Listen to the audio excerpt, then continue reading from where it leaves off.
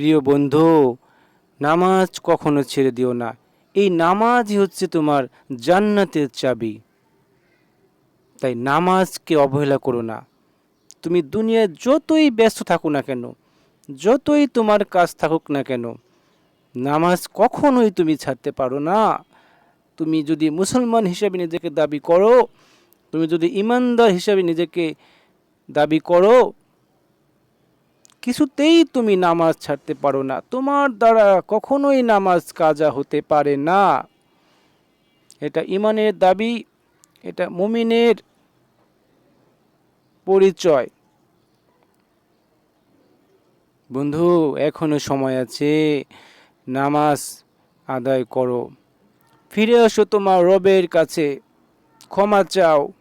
তিনি রহমান রহিম, তোমাকে ক্ষমা করার জন্য তিনি হাত বাড়িয়ে আছেন। তুমি ক্ষমা চেয়ে দেখো, দু চোখ থেকে তুমি দু ফোঁটা অশ্রু বের করো। এরপরে তুমি সত্যিকারের মুমিন হয়ে দেখাও তোমার রবকে। তিনি চাইছেন, তার কাছে তুমি ক্ষমা চাও।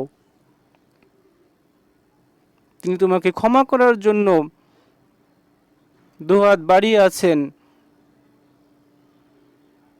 প্রিয় বন্ধু, ক্ষমা চাও প্রভুর কাছে, ফিরে আসো নামাজ আদায়ের জন্য প্রিয় মসজিদে।